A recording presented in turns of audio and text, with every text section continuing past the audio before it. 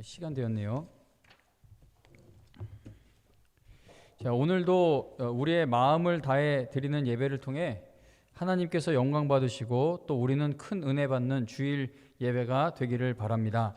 우리 다 같이 사도신경으로 우리의 신앙을 고백하겠습니다. 전능하사 천지를 만드신 하나님 아버지를 내가 믿사오며 그 외아들 우리 주 예수 그리스도를 믿사오니 이는 성령으로 잉태하사 동정녀 마리아에게 나시고 본디오 빌라도에게 고난을 받으사 십자가에 못 박혀 죽으시고 장사한 지 사흘 만에 죽은 자 가운데서 다시 살아나시며 하늘에 오르사 전능하신 하나님 우편에 앉아 계시다가 저리로서 산 자와 죽은 자를 심판하러 오시리라.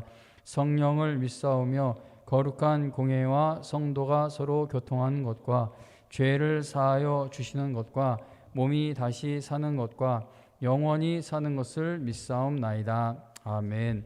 찬송가 446장 찬송가 446장 찬송 부른 후에 김병현 형제의 대표 기도 446장이 아니죠. 455장입니다. 455장 찬송 부른 후에 김병현 형제의 대표 기도가 있겠습니다.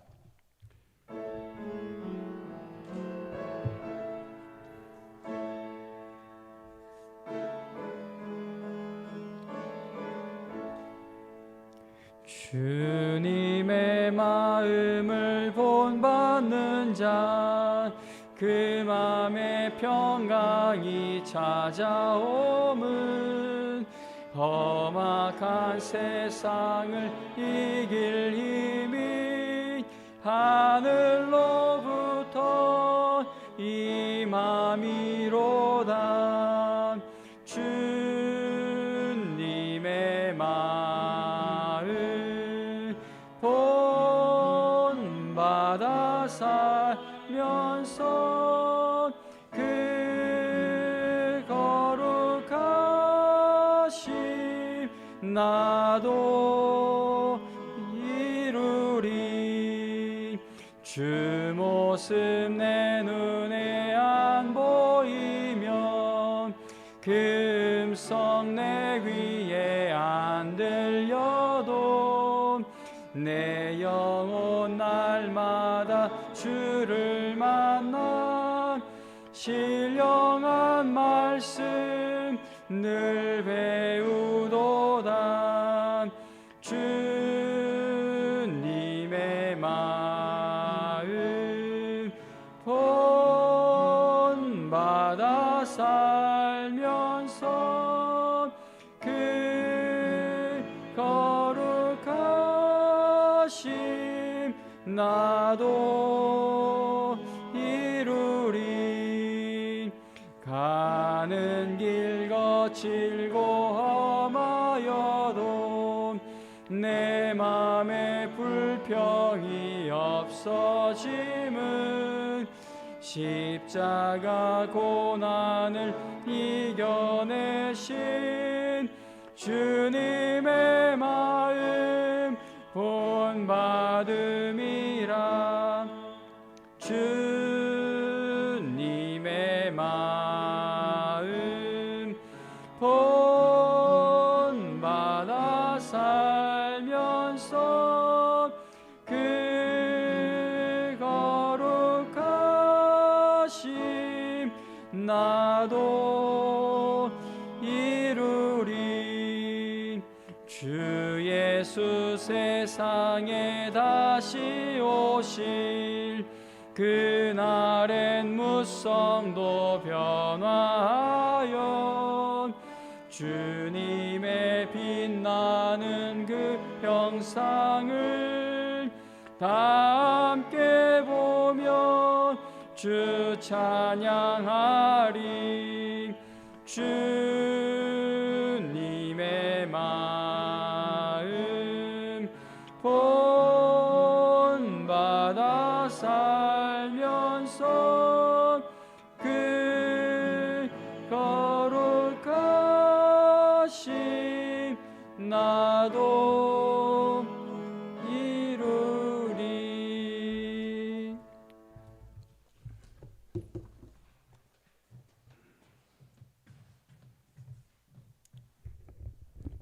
네, 함께 기도드리시겠습니다. 하나님 감사드립니다. 이렇게 청년부 예배 자리에 불러 모아 주시고 찬송 부르고 기도하고 하나님의 말씀을 들을 수 있는 시간을 허락하여 주심에 감사드립니다.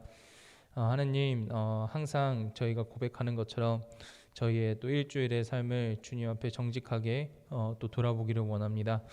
하나님, 정말 저희의 죄인된 모습이 아직 있는지, 혹은 우리가 주님의 형상을 닮아서 날로 날로 새로워지고 있는지 정말 이 시간 돌아보기를 원합니다. 그래서 정말 주님께서 말씀하신 그 성령의 열매, 그리고 주님께서 인도하시는 그 귀한 길을 걸어갈 수 있는 우리가 될 수 있도록 주님 인도하여 주시고 함께하여 주시옵소서.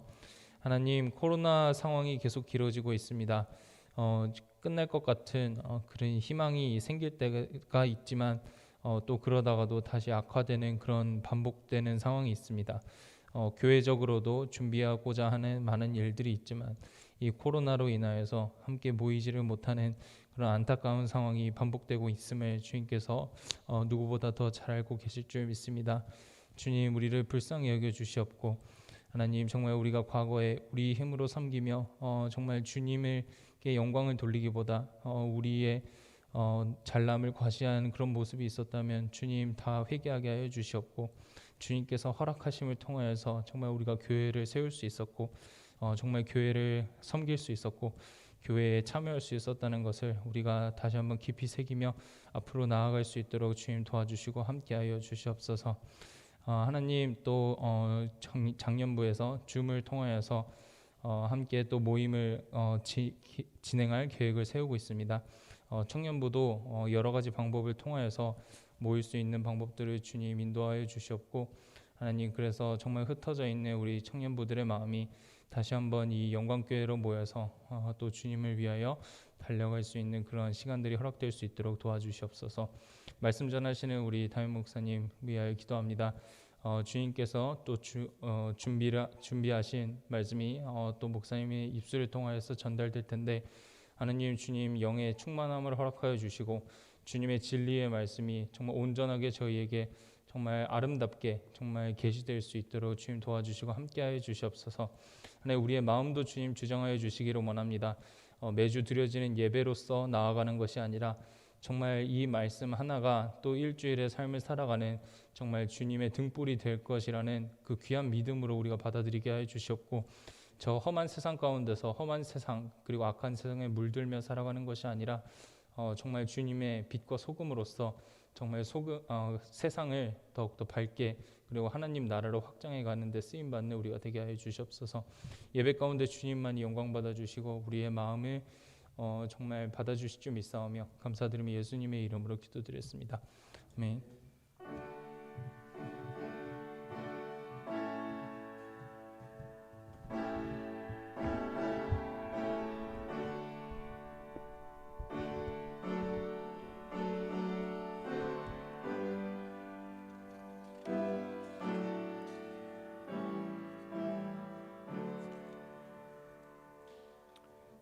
우리가 함께 은혜 받을 하나님의 말씀은 베드로 후서 1장 1절부터 7절까지 보겠습니다. 베드로 후서 신약성경 베드로 후서 384페이지 베드로 후서 1장 1절에서 7절까지 말씀입니다. 하나님의 말씀 읽어드립니다. 예수 그리스도의 종이며 사도인 시몬 베드로는 우리 하나님과 구주 예수 그리스도의 의를 힘입어 동일하게 보배로운 믿음을 우리와 함께 받은 자들에게 편지하노니 하나님과 우리 주 예수를 알므로 은혜와 평강이 너희에게 더욱 많을지어다. 그의 신기한 능력으로 생명과 경건에 속한 모든 것을 우리에게 주셨으니 이는 자기의 영광과 덕으로서 우리를 부르신 이를 알므로 말미암음이라. 이로써 그 보배롭고 지극히 큰 약속을 우리에게 주사 이 약속으로 말미암아 너희가 정욕 때문에 세상에서 썩어질 것을 피하여 신성한 성품에 참여하는 자가 되게 하려 하셨느니라. 그러므로 너희가 더욱 힘써 너희 믿음의 덕을 덕의 지식을, 지식의 절제를, 절제의 인내를, 인내의 경건을, 경건의 형제 우애를, 형제 우애의 사랑을 더하라. 아멘. 신성한 성품에 참여하는 자가 되라라는 제목으로 하나님의 말씀 증거하겠습니다. 몇 해 전에 저희 집 애들을 데리고 외출하기 전에 아이들에게 화장실을 얼른 다녀오라고 했더니 한 녀석이 나는 오줌이 안 마려 라고 말을 하면서 화장실 가는 것을 거부했습니다. 이제 애들 데리고 나갔다가 밖에서만 화장실 간다 그러면 난감해지기 때문에 안 간다는 아이에게 너 화장실 다녀오지 않으면 데리고 나가지 않을 거야 라고 협박을 하였습니다. 그러자 아이가 저에게 아빠 나는 참을 수 있어 라고 대답을 하는 겁니다.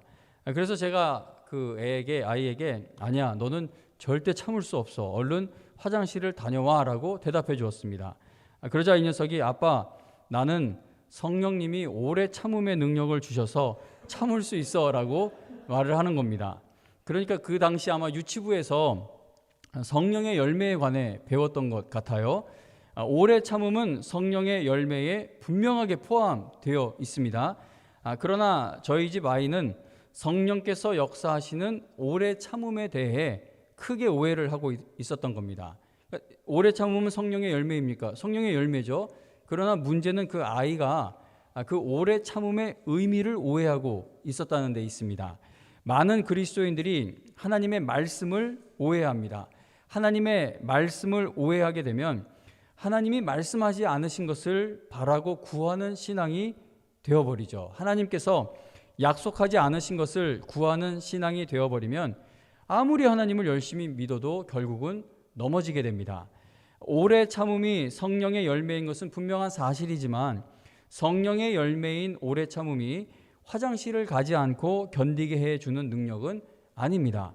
성령의 열매인 오래 참음의 능력을 정말 체험하고 누리고 싶다면 성경에서 말씀하는 오래 참음이 무엇을 뜻하고 있는지 그 의미를 바르게 배우고 그리고 바르게 깨달은 바를 가지고 하나님께 간구하고 얻어야 합니다. 하나님께서 모든 성도에게 이미 주신 능력이 있습니다. 그러므로 우리는 하나님께서 이미 우리에게 주신 것이 무엇인지 성경의 말씀을 통해 찾아내서 우리가 이미 받은 그 능력을 가지고 하나님께 쓰임 받아야 합니다.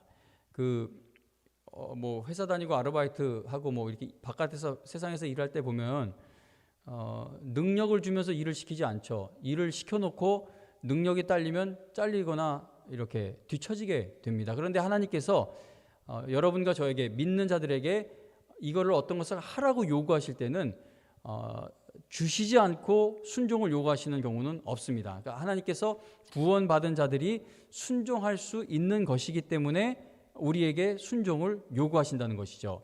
그래서 우리는 하나님께로부터 이미 받은 것이 무엇인지를 찾아내어서 하나님이 바라시는 그 방향으로 쓰임 받아야 한다는 겁니다. 베드로후서 1장에 보면은 구원받은 성도가 하나님께로부터 무엇을 받았는지를 차근차근 알려주죠. 우리가 읽은 1절에 보시면은 중간쯤에 보면은 보배로운 믿음을 우리와 함께 받은 자들이라고 하죠. 그러니까 그리스도인들은 보배로운 믿음을 받았다는 겁니다. 그리고 3절에 가서 보면은요, 보배로운 믿음을 받은 자들은 또한 어떤 것을 받았냐 하면 생명과 경건에 속한 모든 것을 받았다고 합니다. 그리고 그 다음 4절에 보면 하나님께서 우리에게 보배로운 믿음 주시고 생명과 경건에 속한 모든 것을 주신 목적이 무엇이냐 하면 우리가 신성한 성품에 참여하는 사람들이 되게 하려 하는 것이다 라고 말씀합니다. 그러니까 그 하나님의 성품에 참여한다는 것이 불가능해 보이지 않습니까? 근데 하나님께서 우리에게 신성한 성품에 참여하는 사람들이 되라고 요구하실 수 있는 것은 이미 우리에게 보배로운 믿음을 주셨고 생명과 경건에 속한 모든 것을 주셨기 때문이다라는 것을 이야기하는 겁니다. 우리가 구원받고 나서 하나님의 자녀로서 쓰임 받게 되는 것은 어떤 세상에서 우러러 볼 만한 그런 세상이 부러워하는 능력을 가지고 이룰 수 있는 일이 아닙니다. 어떤 사람이 하나님께 쓰임 받을 수가 있습니까? 건강할 때나 뭐 병약할 때나 뭘 많이 가졌을 때나 부족하게 가졌을 때나 뭐 잘 나갈 때나 못 나갈 때나 하나님의 성품을 드러내는 사람이 하나님께 쓰임 받게 됩니다. 일상에서 일어나는 모든 일들에 거룩한 성품으로 반응할 수 있게 되는 것은 이건 세상의 힘으로 이룰 수 있는 일이 아닌 것이죠. 하나님의 성품으로 반응하는 것은 성령의 충만을 받아야만 할 수 있는 일입니다. 자, 우리가 성령의 역사함이 없이는 구원받지 못하죠. 로마서 8장 9절에 보면은 누구든지 그리스도의 영이 없으면 그리스도의 사람이 아니라고 말씀을 합니다. 그래서 여러분들이 구원받았다고 예수 그리스도가 나의 구주시라고 고백을 하는 사람들이라면 여러분들에게는 지금 성령이 함께 하고 계십니다. 성령께서 우리와 함께 하시는 것은 하나님의 뜻을 알지 못하는 우리가 하나님의 뜻대로 쓰임 받을 수 있도록 우리를 도우시고 인도해 주시기 위해서입니다. 그러니까 성령께서 우리와 함께 하시는 목적은요, 이 땅에서 당하는 모든 어려움을 없애버리기 위해 우리와 함께 하시는 것이 아니라 우리가 이 땅에서 어떤 일을 당해도 하나님의 성품으로 이겨나가며 하나님의 성품으로 반응할 수 있게끔 우리를 인도하시기 위해 하나님의 영광을 위해 쓰임받게 하시기 위해 우리와 함께하고 계시다는 겁니다. 근데 우리가 이 성령 충만 집회 이런 거 청년 세대는 잘 모르나요? 그런 거 막 보면은 모든 게 다 이제 성령의 은혜가 크게 임해서 다 떠나가고 이기고 늘 그런 식으로 이야기할 때가 많은데 그것도 뭐 아주 틀린 말은 아니겠지만 그런데 우리가 그 성경 몇 권만 찾아봐도 성령께서 우리와 함께 하시는 그 목적은 어떤 일을 당해도 성령의 열매로 하나님의 성품으로 그 어려움을 이겨내며 고난 속에서도 하나님의 영광을 위하여 우리가 쓰임받게 하시기 위해 성령이 우리와 함께 하심을 알려줍니다. 그러므로 예수님 믿기 전에 혈기와 고집과 교만함이 아직도 나에게 그대로 남아있다면 내가 정말 구원받았는가 반드시 점검해 볼 필요가 있습니다. 그래서 예전에 막 항상 이름을 못 외워요. 그 유명한 막 조폭 이런 사람들 그 감옥에 들어가서 막 변화됐다고 하잖아요. 그 영화도 있었어요. 막 그러니까 막 성경 읽고 막 그러고 했는데 근데 나와서 다시 또 그 짓을 하죠. 그러니까 예수님을 믿었다고 하면 그게 버리는 싸움이 일어나야 되고 변화가 일어나야 되는데 예수님 믿기 전에 그러니까 교도소 들어가기 전이나 교도소에서 예수님 믿고 나와서나 그 변화가 전혀 없다면 그건 정말 구원받았는가 점검해 볼 필요가 있다는 겁니다. 구원받은 자는 보배로운 믿음을 받았다고 하죠. 보배로운 믿음을 받은 성도는 생명과 경건에 속한 모든 것을 받았다고 합니다. 그러니까 하나님께서 우리에게 보배로운 믿음과 생명과 경건에 속한 모든 것을 주신 것은 우리를 하나님의 성품에 참여하는 자로 다듬어 가시기 위해서라는 겁니다. 자, 그러면 신성한 성품, 쉽게 말하면 하나님의 성품에 참여한다는 것은 무엇을 의미하는 것일까요? 자, 어떤 성품이 신성한 성품, 하나님의 성품일까요? 4절 마지막 부분에 보면은 신성한 성품에 참여하는 자가 되게 하려 하셨다라고 하잖아요. 그리고 나서 이제 이어지는 5절 말씀에서부터 보면은 그 신성한 성품이 무엇인지를 우리에게 알려주고 있습니다. 다시 한번 볼까요? 5절부터 7절에 보면은 4절에서 신성한 성품에 참여하는 자가 되게 하려 하셨다. 그리고 5절에 보면 그러므로 그러니까 보배로운 믿음을 받았고 생명과 경건에 속한 모든 것을 얻어 이제 신성한 성품에 참여하는 자가 되었다면 너희가 더욱 힘써 너희 그 믿음, 그 보배로운 믿음의 덕의 지식을, 지식의 절제를, 절제의 인내를, 인내의 경건을, 경건의 형제 우애를, 형제 우애의 사랑을 더하라고 말씀합니다. 자, 지금 읽은 이 본문의 말씀에 보면 신성한 성품이 무엇인지를 나열하고 있죠. 자, 먼저 더욱 힘써 믿음의 덕을 세우라는 이 말씀을 한번 생각해 보겠습니다. 자, 청년 여러분, 우리가 믿음으로 행하는 일들이 덕을 세우는 일인지 늘 기도하며 확인해 보아야 합니다. 그러니까 덕을 세운다는 것은 쉽게 표현하면 다른 사람을 이제 세워주는 거, 낙심했던 자를 다시 낙심해서 일으키고 시험에 들었던 사람에게 다시 위로가 되어주고 이런 것, 그러니까 다른 사람을 세워주는 것을 뜻합니다. 그런데 이게 믿음으로 행한다고 하면서 덕이 되지 못하고 오히려 다른 사람들에게 상처를 주는 경우가 많습니다. 그 호주에서 사역하고 계시는 기영만 목사님이 저에게 이러한 이야기를 들려주신 적이 있습니다. 성도님들이 기영만 목사님께 와서 이제 막 교회 행사 이런 거 다 치르고 나면은 목사님한테 보고하잖아요. 목사님한테 와서 목사님, 우리가 이런 저런 선한 일들을 행했습니다라고 뭐 이제 잘 됐나 봐요. 일이 잘 됐다고 그렇게 보고를 드리면은 목사님은 성도님들께 그런데 그 일이 다른 사람들에게 덕이 되었습니까? 라고 질문을 하신다고 합니다. 그러니까 덕이 되었느냐, 즉 다른 사람을 세워주었느냐라는 그러한 질문입니다. 이 질문이 이상하죠. 아니, 행사가 잘 치러졌는데 다른 사람에게 덕이 되었냐라는 것은 무슨 질문인가? 여러분, 그 우리가 수련회를 지금 못 간 지 뭐 1년, 2년 되는데 막 수련회 막 뜨겁고 수련회가 막 은혜롭고 그런 수련회를 다녀와요. 근데 이게 교회라는 게 이상한 게 그렇게 막 은혜로운 수련회를 진행하기 위해서 그 안에는 다툼이 있을 때도 있고 대립이 있을 때도 있고 다녀와서 말을 섞지 않는 일이 일어나기도 합니다. 우리 교회에서 막 바자회 같은 거 이제 하고 그러지 않았습니까?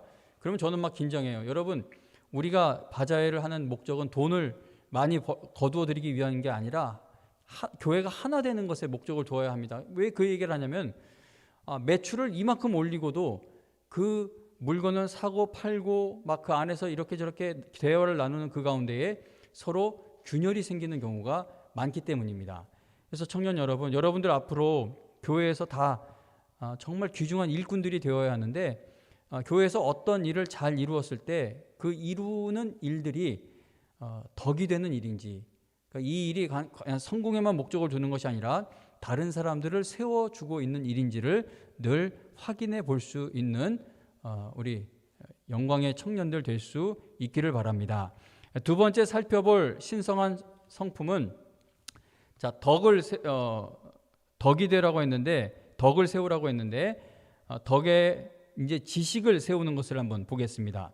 우리가 다른 사람에게 덕을 세우는 일에 집중을 하다가 보면은요, 이게 인본주의로 빠질 때가 있습니다. 그래서 이 교회에서는 이런 현상도 있어요. 상담을 잘해주는 성도들이나 사역자들 중에 보면은 참 유익한 조언을 해주는 것 같은데 믿음의 성장이 있게끔은 이끌어주지 못하는, 성경적이지 못한 그러한 상담이 이루어지는 경우가 많습니다. 그러니까 예전에 꽤 오래전이에요. 이제 중고등부 학생들 이렇게 막 유학 시절에 이제 저는 전도사가 아니었어요. 근데 이제 어떻게 막 얘기하다가 서로 다툼이 있어서 분위기가 이제 험악해지는 거예요. 그래서 막 조마조마해가지고 있는데 사역자분이 나보고 걱정하지 말래요. 아니 지금 이 분위기가 이런데 어떻게 걱정을 안 해요, 목사님? 그랬더니 이따가 카페 데리고 가서 커피 한 잔씩 하면 다 풀린대요.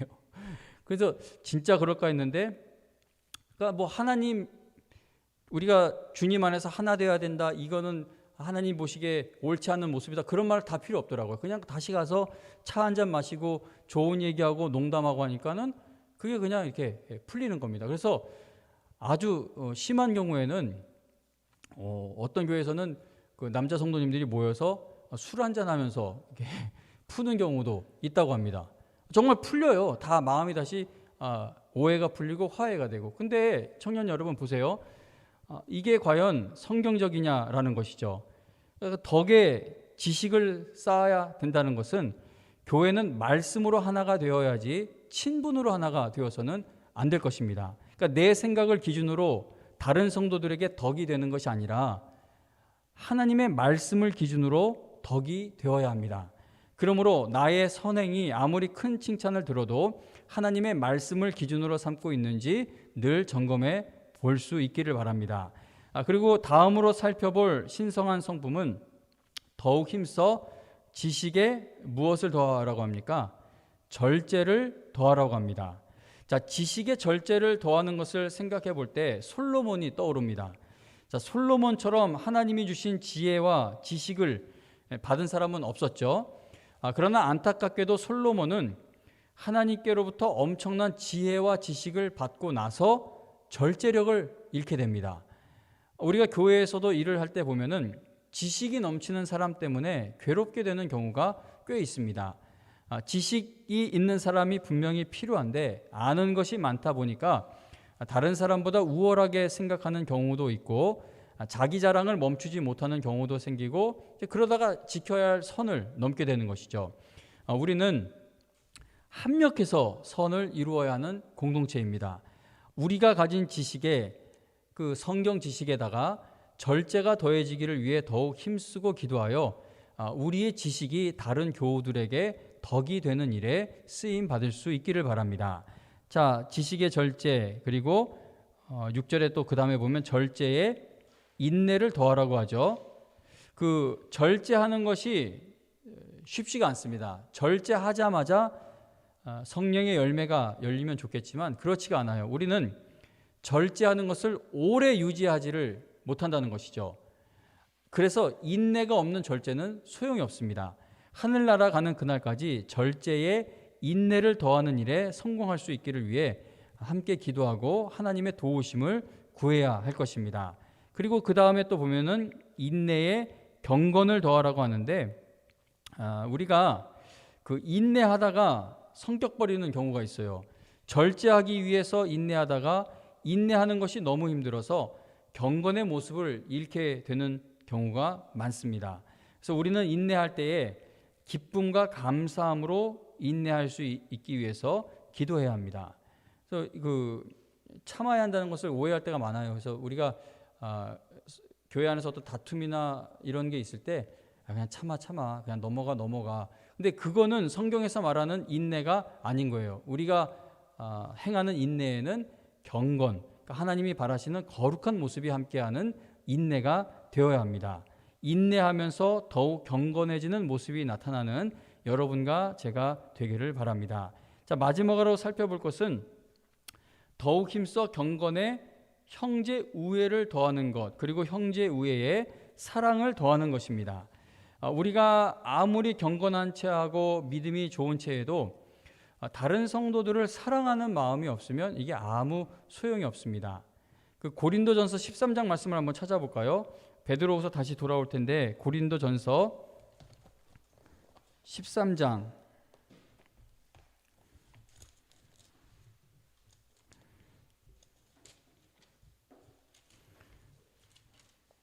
고린도전서 13장 1절부터 3절 말씀에 보면은요. 여러분 잘 아는 이야기 말씀이에요. 고린도전서 13장 1절부터 3절에 보면은 내가 사람의 방언과 천사의 말을 할지라도 이거 사람의 방언, 천사의 말을 한다면 이거 엄청난 성령의 은사이지 않습니까? 그런데 그런 은사가 있어도 사랑이 없으면 소리나는 구리와 울리는 꽹과리가 되고 내가 예언하는 능력이 있어 모든 비밀과 모든 지식을 알고 또 산을 옮길 만한 모든 믿음이 있을지라도 사랑이 없으면 내가 아무것도 아니요.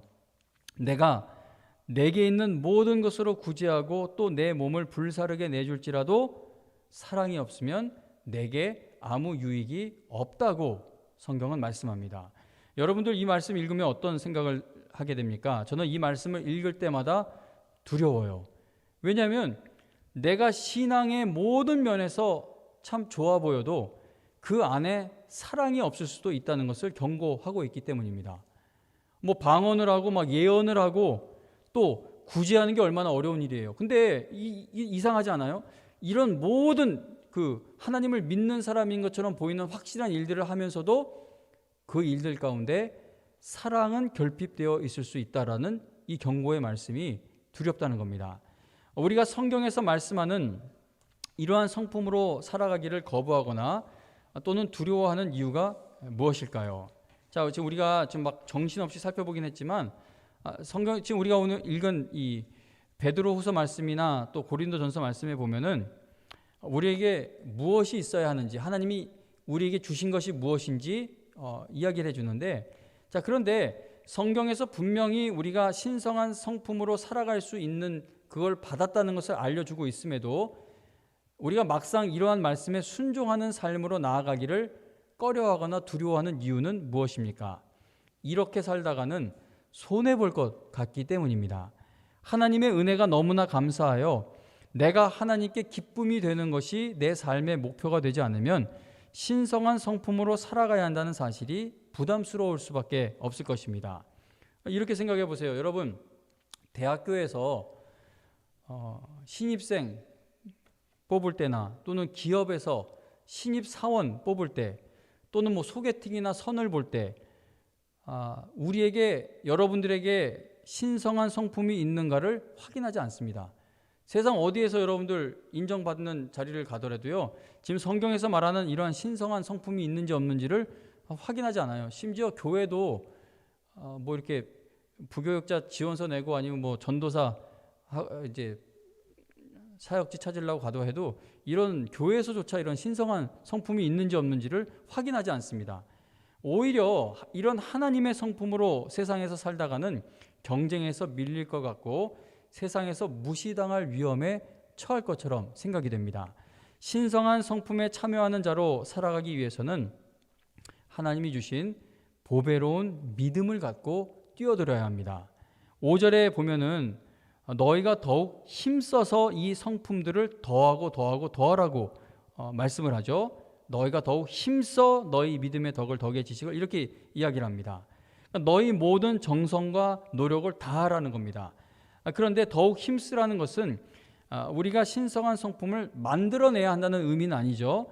보배로운 믿음과 신성한 성품은 하나님께서 주시는 것이지 우리가 만들어낼 수 있는 것이 아닙니다. 그러니까 하나님께서 이것을 우리에게 이렇게 설명하면 좀 쉬울까요? 씨앗의 형태로 우리에게 이걸 주셨어요. 그래서 씨앗은, 우리가 씨앗을 갖고 해야 할 일은 뭡니까? 그거를 심고 돌보고 잡초가 나면 뽑아주고 물을 주고 가꾸어야 자라고 열매를 맺게 되겠죠. 우리가 하나님께로부터 보배로운 믿음이라는 씨앗을 받았다면 이제 그 씨앗을 심어 우리의 믿음이 자라고 열매 맺을 때까지 하나님의 말씀을 배우며 순종하려는 노력이 있어야 한다는 겁니다. 우리가 변화받지 못하는 것은 신성한 성품을 이루기 위해 내 육의 성품을 죽이는 일에 더욱 힘쓰지 않고 있기 때문입니다. 정말 어렵죠. 정말 얼마나 이런 신성한 성품을 보여준다는 게 얼마나 어렵습니까? 그 작년부 예배 때는 여러 번 얘기했던 이야기인데요. 유기성 목사님이 어느 원로 목사님 이야기를 해주셨어요. 어느 원로 목사님이, 여러분들도 아마 몇 번 들었던 것 같은데, 어느 원로 목사님이 목회를 마치면서 이런 후배 교육자들에게 이런 얘기를 해줬다고 합니다. 본인이 그 긴 세월 목회하면서 집을 팔아 바친 사람도 보았고 차를 팔아 바친 사람도 보았고 심지어 자식까지 하나님의 뜻대로 쓰시라고 이렇게 하나님 앞에 드리는 교인을 보았는데 자기 성질 팔아 바친 교인은 못 봤다라고 목사님이 그렇게 이야기를 합니다. 자, 여러분, 아직 청년부에 있고 청년의 나이에 있기 때문에 이게 무엇을 의미하는지 잘 감이 안 잡힐 수도 있을 것 같아요. 그런데 이게 하나님 앞에서 잘 죽질 않아요.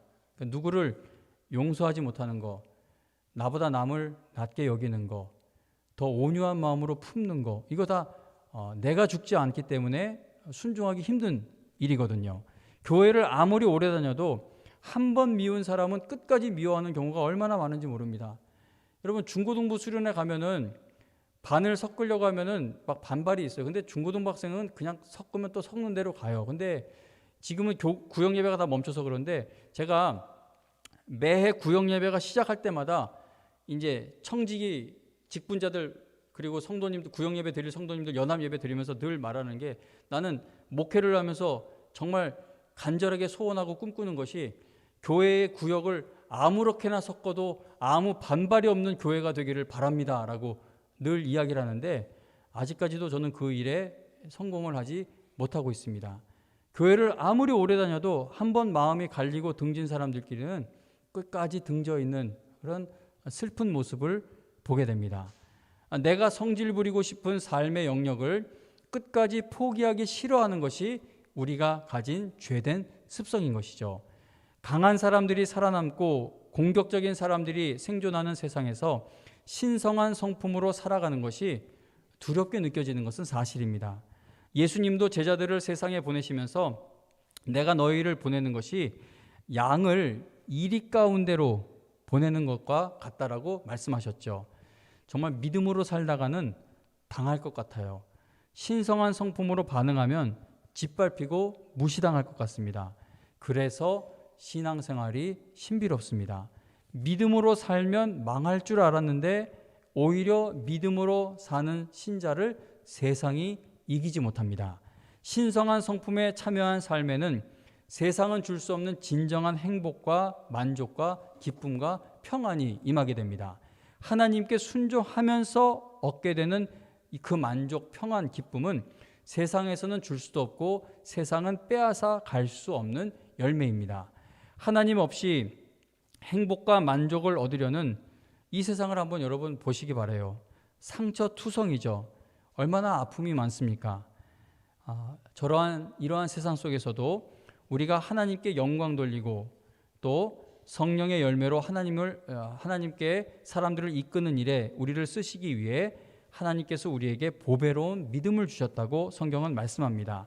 하나님께서 주신 이 믿음은 어떠한 일들 속에서도 절제하고 인내하고 경건하며 사랑을 베푸는 열매가 열릴 수 있게 해주는 능력입니다. 몇 년 전인지 모르겠는데 예전에 신문에서 이런 기사를 읽은 적이 있어요. 미국 와이오밍주 에반스턴의 한 철도 역사에서 시체로 발견된 60세 남성 티모시 헨리 그레이는 자신에게 1,900만 달러, 그러니까 우리나라로 치면 뭐 203억 그 이상 될 것 같은데 그 200억 원이 넘는 유산 상속이 이루어진 사실을 모른 채 죽음을 맞았다고 합니다. 여러분 이거 모든 죽음이 안타깝지만 이런 경우 더 안타까운 이유가 뭡니까? 자기가 누릴 수 있는 것을 모른 채 누릴 수 있는 것을 누리지 못하고 죽게 되는 그 인생이 얼마나 안타깝습니까? 우리가 보배로운 믿음을 받았으면서도 그 놀라운 믿음을 가지고 하나님의 성품을 하나도 누리지 못하며 살아가는 것은 비극적인 일입니다. 여러분하고 뭐 대화를 나누고 싶고 사는 이야기도 들어보고 싶은데 여러분 어때요? 저는 코로나로 인해서 교회 안에 갇혀 있는 것 같아요. 집까지 교회 울타리 안에 있어서 그냥 진짜 하루 종일 격리되어 있는 것 같은데, 근데 만나는 사람도 이제 굉장히 제한적이에요. 교회가 뭐 할 수 있는 일이 없으니까. 그런데 여러분 이렇게 만나는 것이 축소되고 제한되는데도 인간관계에서 일어나는 열받는 일들이 얼마나 많은지 모릅니다. 여러분들은 세상 속에 나가서 지금 하루하루를 살아내고 있는데 여러분들은 어떤 마음 상함이 있는지 제가 잘 모르겠어요. 그러나 여러분 어떤 자리에서 어떤 마음 상하는 관계 속에 있든지 하나님께서는 그 일들 가운데서도 하나님의 성품으로 영광 받으시기 위해 여러분들에게 보배로운 믿음을 주셨다는 겁니다. 그래서 하나님이 우리에게 바라시는 모습이 무엇인지를 늘 찾아내고 또 마음에 새겨서 그 마음에 새긴 하나님의 성품이 여러분들 각자 보냄받은 그 세상의 자리에서 열매로 나타나기를 위해 구하고 한번 열심을 내보시길 바랍니다. 우리가 구원받았다면 우리는 보배로운 믿음을 받았습니다. 여러분 모두 하나님께서 선물로 주신 보배로운 믿음을 가지고 하나님께서 바라시는 열매 맺는 일에 끝까지 쓰임 받게 되기를 주님의 이름으로 축원합니다. 찬송가 452장 찬송 부르면서 준비한 헌금 드리도록 하겠습니다.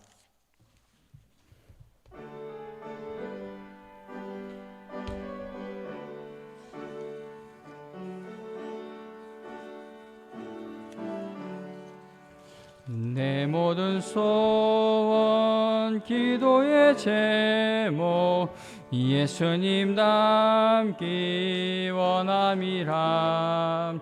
예수님 형상 나 입기 위해 세상에 보아 아끼지 않네.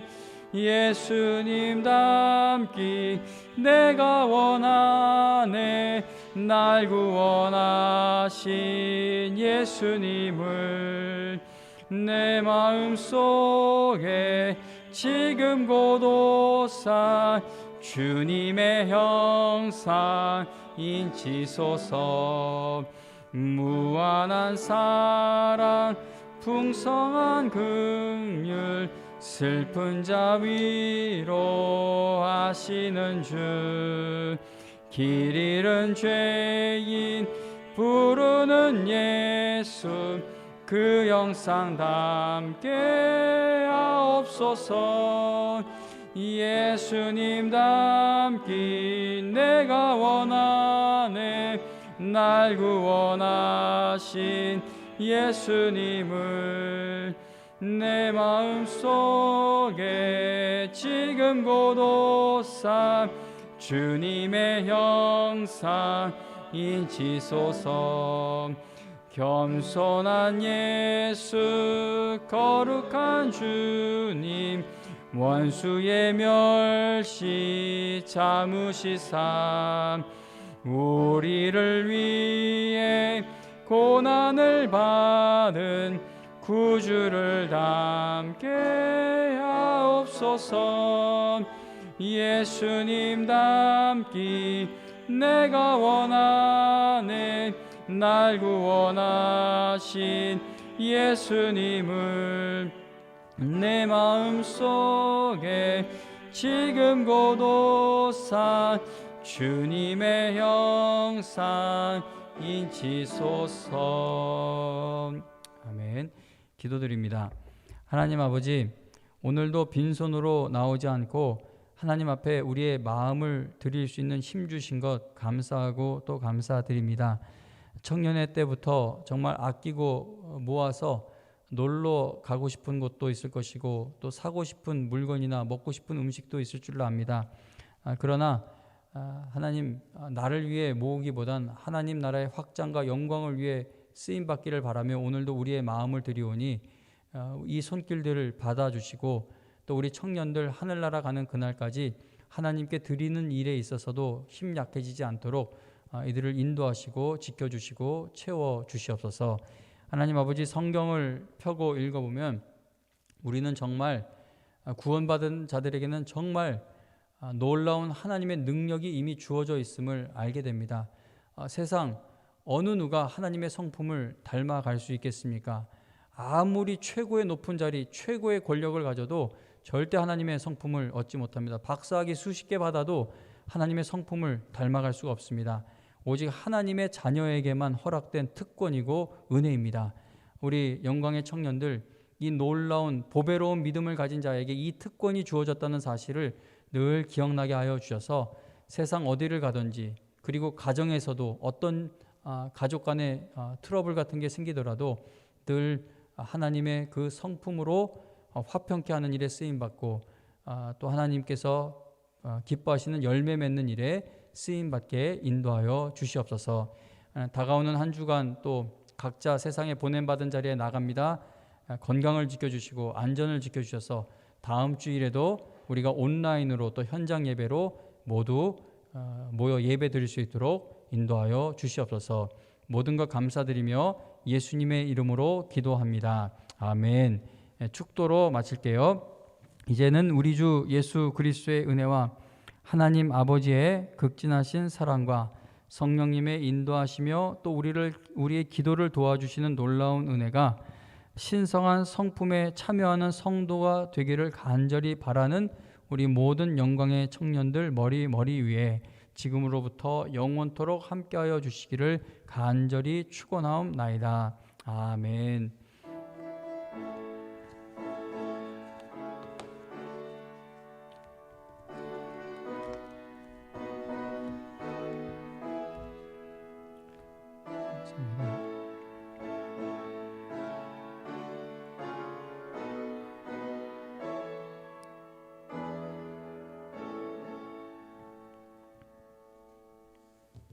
예배 마쳤습니다.